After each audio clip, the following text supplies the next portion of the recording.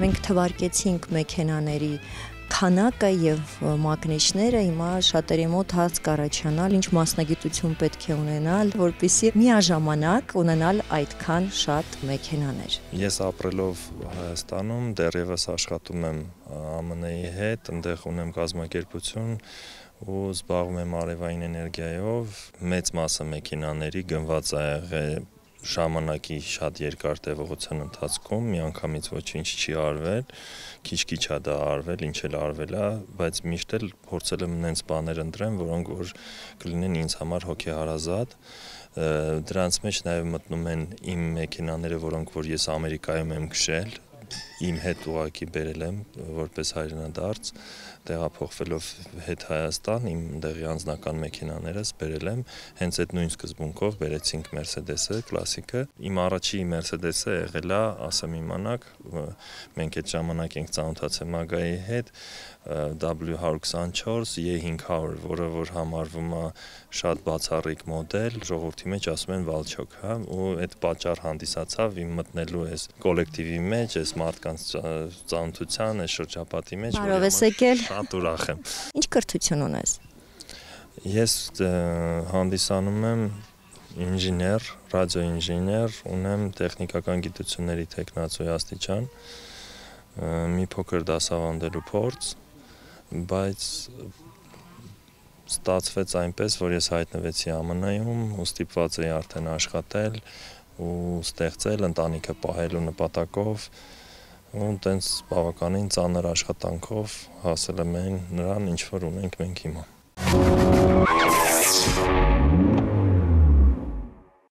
Այս մեքենայի բեռնախցիկը շատ հետաքրքիր ձևով է բացվում, օպցիա է, ոչ բոլորն են ունենում, շատ լավ տարբերակ է հագնելու համար։ Կներեք ինձ մեջը կեղտոտ լինելու համար, բայց ինքը հենց տենց նախատեսված է տենց գործերի համար։ Սենց մի հատ հետաքրքիր բան ունենք։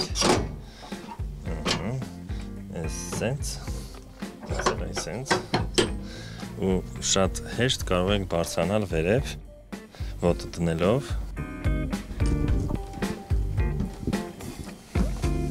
Բարձրանալու համար, ինչ-որ ծանրոց իջացնելու համար շատ հարմար է,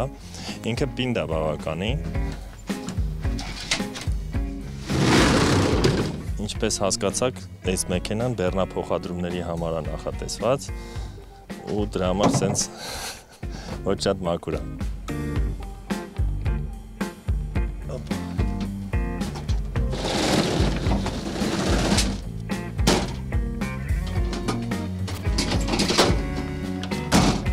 SVT, ինչ է նշանակում։ Ուղղակի Raptor-ի մի հատ առանձին կոմպլեկտացիա է, տենց հատուկ ինչ-որ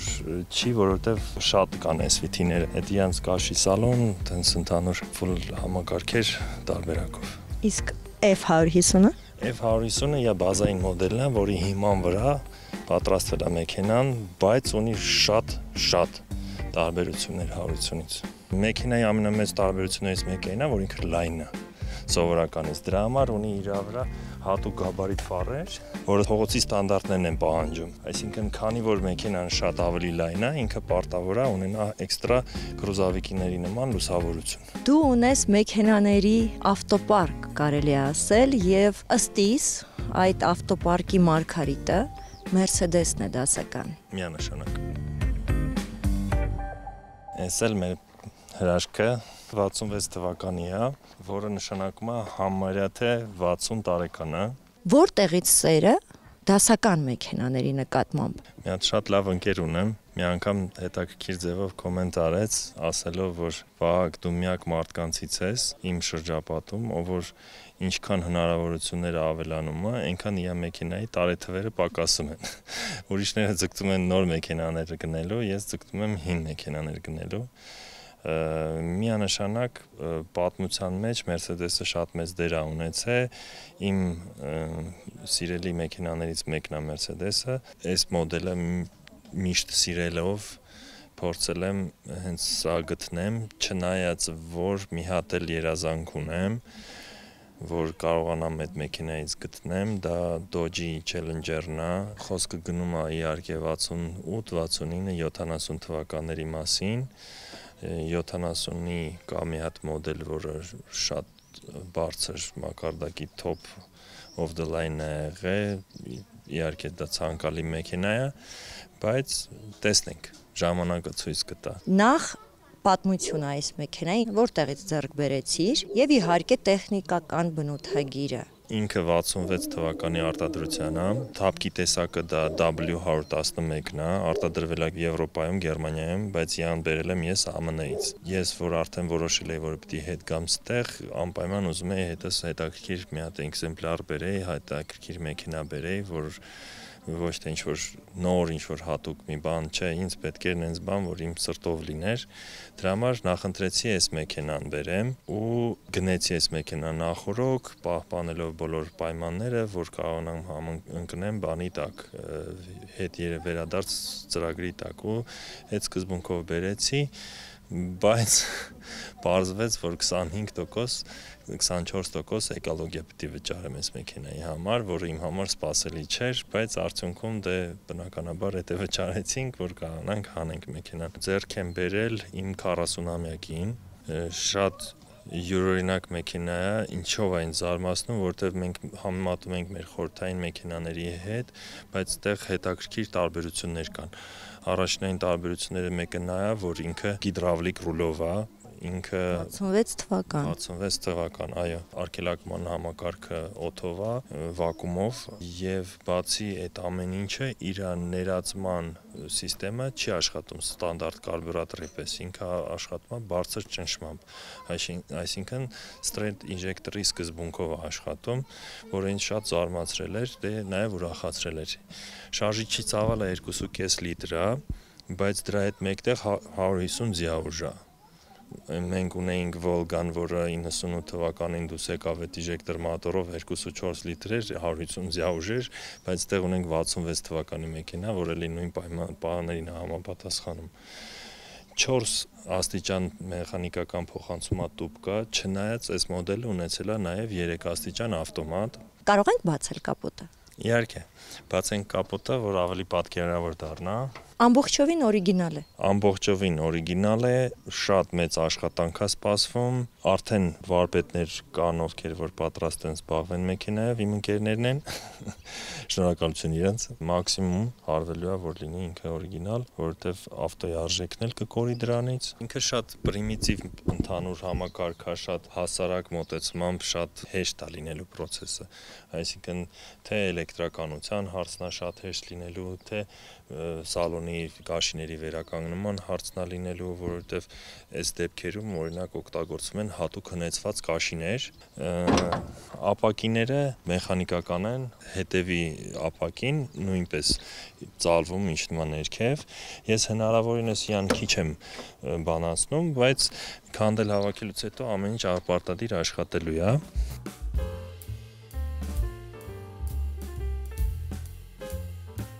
Ինքը ուղղակի չի խնամվել, շատ երկար ժամանակ մեքենան կանգնած է անցկացրել, դրա համար ինքը գտնվում է այս վիճակում, ղեկը միանշանակ փոխվելու է, այս սիգնալներն է, սիգնալները իդեպ ասեմ իմանաք, հենց են իսկական գերմանական Bosch-երն են, մեծ չափով, որոնց մեր հայ ազգը միշտ սիրել է, բայց այնց օրիգինալներն են ստեղ, ինքը ամբողջությամբ կաղնուց է պատրաստված ու պիտի իրան նորից վերականգնենք, բոլոր տորպեդոյի շրջաններում, բոլոր փեճերի հատվածներում ինքը փայտից է պատրաստված եղել, այսինքն երբ որ ինքը վերականգնվեց լինելու է մի հատ sense unique հետաքրքիր մի հատ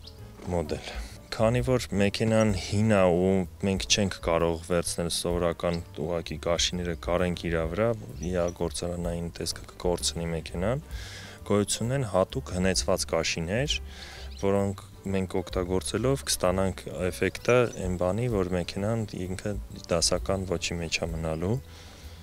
Ինքը արդեն շատ ժամանակից շարքից դուրս է եկել, բայց ասեմ իմանաք ինքը դիվանի պես պրուժինների վրա է ու շատ փափուկ է լինելու, շատ կոմֆորտ է լինելու իր մեջ երթևեկելը։ Դե ինքը 4 նստատեղ ունի, բայց իրականում հետևը շատ անհարմար է նստելը, հենց որ ավելի շատ 2 հոգանոց է լինելու։ Կարող ենք բեռնախցիկը բացել։ Կարող ենք, բայց այնտեղ ավելի վատ վիճակ է։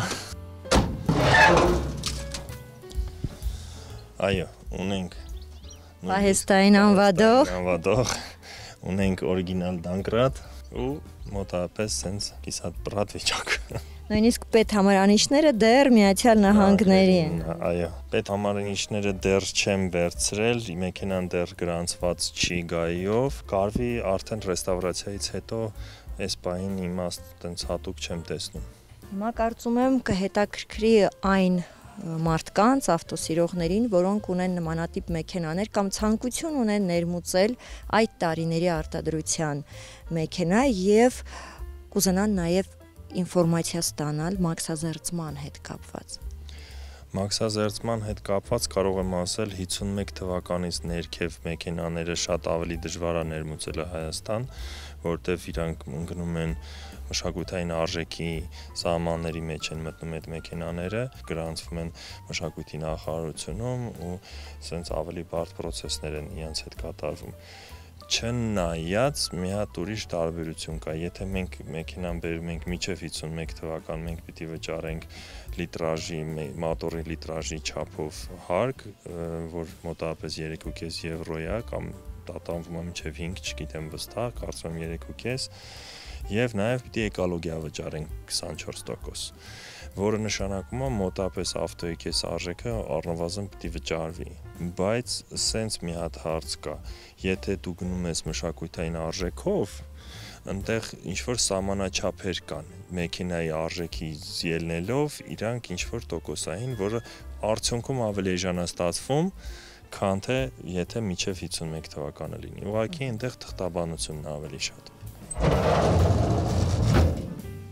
Գույնը գործարանային է։ Գույնը գործարանային է, պահպանվելու է վերականգնելուց հետո նույն գույնը, պարտադիր գույնը կապույտն է ու բոլոր համարյա նիկելները պիտի վերամշակվեն։ Անիվները գործարանային են 15 ձույն չափսի, դե բնականաբար հին են, արդեն ժամկետն անցեն, պիտի փոխվի։ Այս մեքենան շատ հետաքրքիր բաներ ունի, որ ինձ շատ է գրավում։ Առաջի հերթին իր դիմապակին եւ հետեւի ապակին է, ինքը շատ հետաքրքիր ձևով ստեղ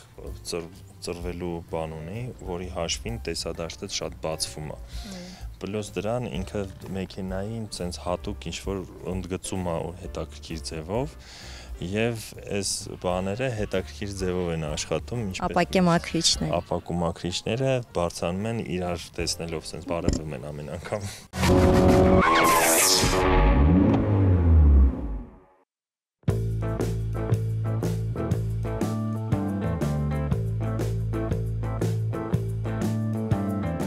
Ուրեմն հայրս պատմում է, որ մի անգամ Հակոբ Հակոբյանը եկավ իր մոտ ու թե խնդրանքով, թե առաջարկով դիմեց, ասելով, որ բարիս դու այն մարդկանցից ես, որ կգնահատես ես ամեն ինչը ու ցույց տվեց մի հատ փոքր լուցկուչ տուփի չափով մի հատ արձանիկ, ասեց, բարիս ուզում եմ սրա մեծը սարքենք։ Պապան մեծ սիրով համաձայնվեց ու պատրաստեցին 10 մետրանոց այս արձանը։ Ես կուզենայի մի հատ ինքներդ մտածեիք միջև պատասխանը տալու, ինչ եք դուք տեսնում այս արձանի մեջ, ինչ սիմվոլիկա կա իր մեջ։ 3 հոգի են։ Շատ հետաքրքիր ձևի է մեկնաբանված, այո, սա կոչվում է ընտանիք, որտեղ որ ավելի կոպիտ ու բարձր հասակով ցուցադրվում տղամարդը, ավելի նուրբ գործիքի տեսքով ցուցադրվում կինը, եւ կինը հղի է, մի հատ էլ գործիք, որը որ արդեն թարս իր փորի մեջ է։ Դրա համար ինքը շատ սիմվոլիկ, շատ հետաքրքիր լուծում է տալիս կոպտության մեջ գտնելով սենց նրբություն։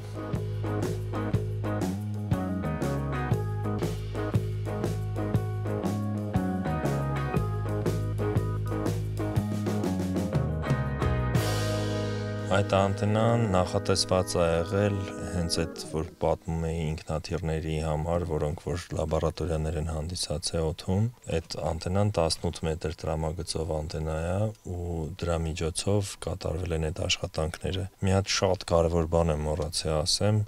հայրս ունեցել է 2 ԽՍՀ մրցանակ։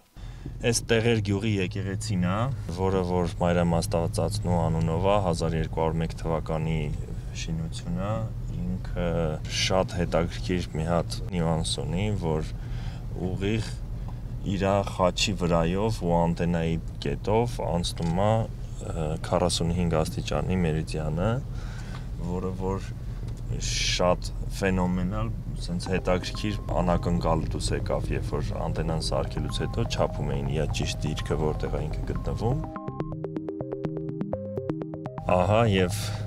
մեր անտենան, որի մասին մենք այդքան խոսեցինք, ինքը կոչվում է ROD 54 հերունու անվամբ մեծ ռադիո աստղադիտակ։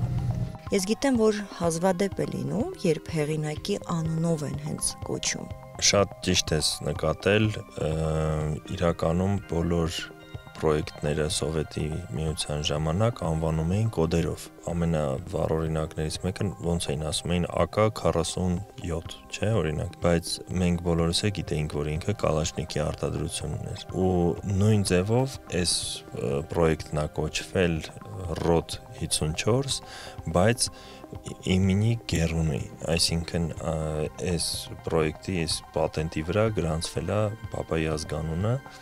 որը որ բացառիկ բան էր Սովետ միության ժամանակ։ Շատերը տեսնում են անտենան, կադրերը գիտեն, բայց չեն պատկերացնում ինչ նպատակի համար նա ծառայել կամ ինչի համար կարող է ծառայել։ Առաջի տեսքից ինքը շատ անշուք տեսք ունի, բայց իրականում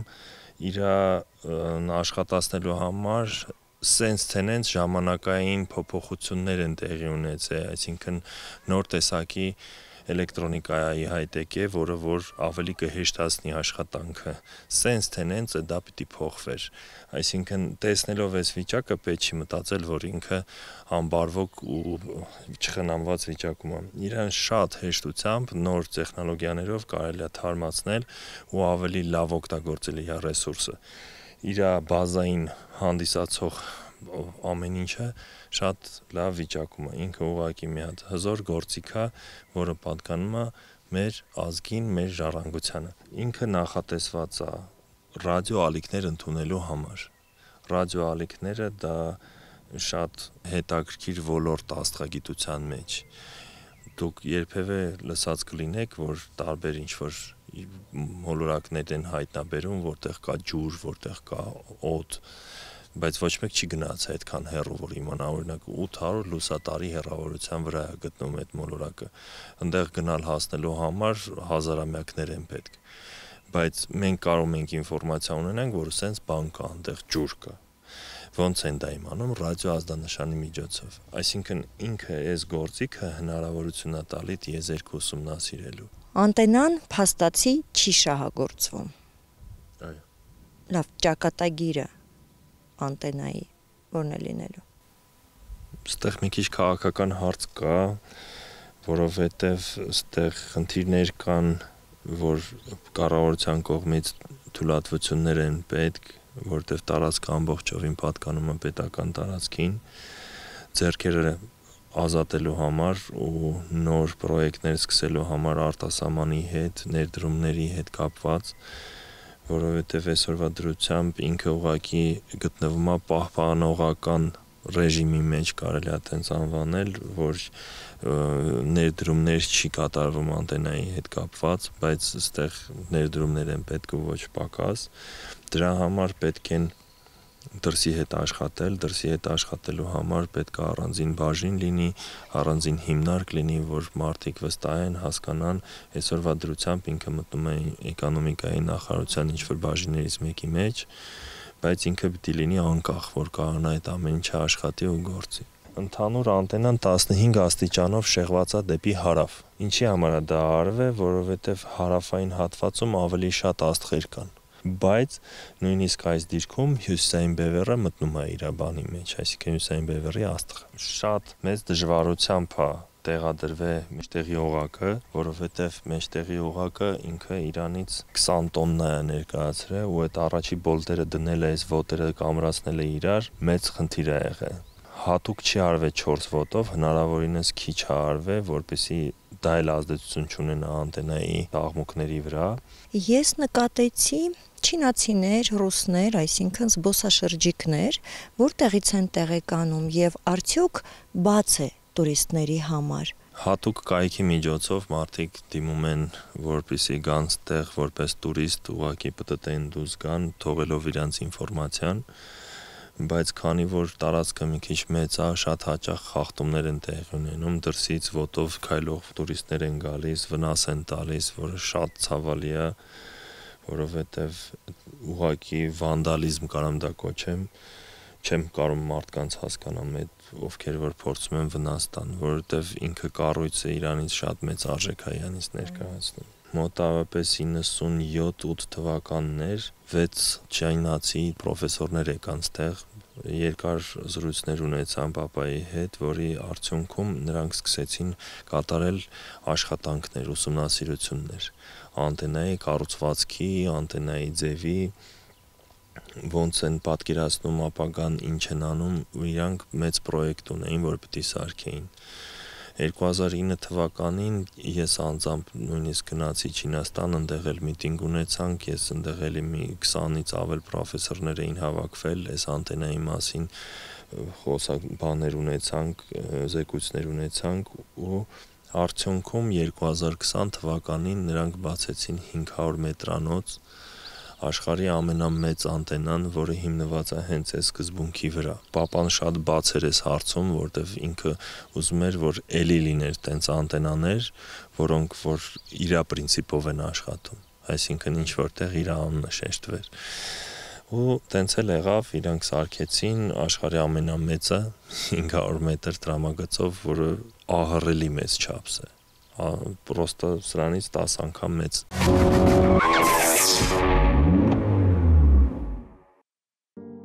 Մենք գտնվում ենք Արևի ժամացույցի մոտ, այս ժամացույցը ինչով է ունիկալ, հորս կողմից մի հատ կոմբինացիա է եղել մշակված, տարբեր կուլտուրաների ժամացույցները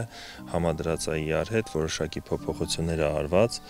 բայց շատ հետաքրքիր ձևով է։ Այստեղ մենք կարող ենք տեսնել տարվա եղանակները, ժամերը, լուսնային ժամացույցը, գարոսկոպաներով ժամացույցը եւ շատ մի հատ հետաքրքիր տարբերակ, որը որ ցույց է տալիս մեր հայկի ժամանակահատվածի, հին մեր հայկական տոմարի, բուն հայոց տոմարի ձևով, այսինքն ստեղ ամիս ամսաթվերը նշած են հայկի որդերի եւ դուստրերի անուններով, որը որ սկսում է նավասարդի 1-ից, այդ կալենդարով մենք այսօր գտնվում ենք 4517 թվականում։ Ինչի եմ դա ընդգծում, որ մենք չմոռանանք, չկորցնենք մեր անցյալը, հիշենք, միշտ պահպանենք։ Այս ժամացույցի վրա արտադրման տարեթիվը նշված է երկու տարբերակներով, թե բուն հայոց տոմարով, թե երբ կառուցվել 1987 եւ 4480։ Մենք հիմա գնում ենք անտենայի կառավարման շենքը, որտեղից որ անտենան կառավարվել էր։ Ստեղ շենքը բաղկացած է մի քանի մասի բաժիններից, ստեղ ունեցել ենք ատոմային ժամացույց, ունեցել ենք հեղուկ ազոտ պատրաստելու սարքավորումներ, ունեցել ենք ինժեներների թիմ, որոնք որ աշխատել են նաև սպասարկման թիմ, որովհետև աստղերը ուսումնասիրելու համար մեզ պետք է լիներ, որ գիշերը աշխատեր, այսինքն պիտի լիներ համապատասխան բրիգադ, որը որ կաշխատեր գիշերը համ ինժեների, համ սպասարկման, այսինքն համ աստրոնոմը պիտի գար ուսումնասիրելու, համ պիտի մեխանիկական գործող աշխատակազմներ լիներ, որ կանային սպասարկեին, դրա համար կար համ հանգստյան գոտի, համ կար ընդունելու գոտի, նաև հենց օպերատորի աշխատելու տեղ։ Ստեղ օպերատորի կառավարման համակարգներ, ստեղ ընդհանուր տեղեկություններն էր գալի, թե ինչ է կատարվում, որտեղից ինչ ինֆորմացիա է գալիս, սկսած եղանակի պայմաններից, սկսած օդի արագությունը, ջերմաստիճանը, ամեն ինչը հետևում էր, որտեղ է գտնվում այդ պահին դիրքը, ամեն մի դետալի վրա հայրս է աշխատել, սկսած այս նկարներից, սկսած այս ձևավորման ոճից։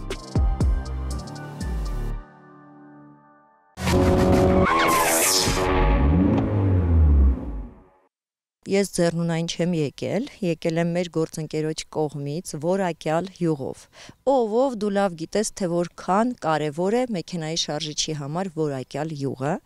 Մոսես ընկերության կողմից Hyundai տեսակի յուղ եմ բերել։ Շատ շնորհակալ եմ, Հակոբ ջան, որ դուք ասում եք, ես արդեն ձեզ վստահում եմ։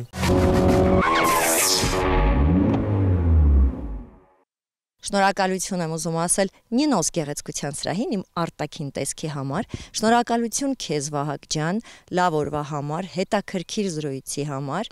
Շատ շնորհակալ եմ, Հակոբ ջան, տպավորված եմ, շատ sense ողջավորված եմ այս հաղորդումը, որ դու ինձ պատիվ տվեցիր, որ մասնակցեմ քո հաղորդմանը, որտեվ արդյունքում ես շատ չնչին դեր ունեմ այս գործի մեջ, բայց մերսի քեզ, որ թույլ տվեցիր այս հնարավորությունը, որ ծանոթացնեմ ձեզ այս ամեն ինչ։ Ես եմ շնորհակալ, ինձ համար է մեծ պատիվ։ Ուզում եմ քեզ մի հատ գիրք նվիրեմ, որը որ իմ հոր գրած գիրքն է հայերենով, մեր ազգի, մեր հայ պատմության մասին։ Եվ ամենավերջում գրքի կա տենց մոտավորապես մի 8 թերթ պապայի կյանքի մասին, նենց որ շատ համառոտ 8 թերթ է ու շատ կարճ, որ թվականին ինքը ինչ է արել։ Նենց որ սա նվիրվում է քեզ մեր ընտանիքի կողմից, լինելով շատ շնորհակալ քեզանից։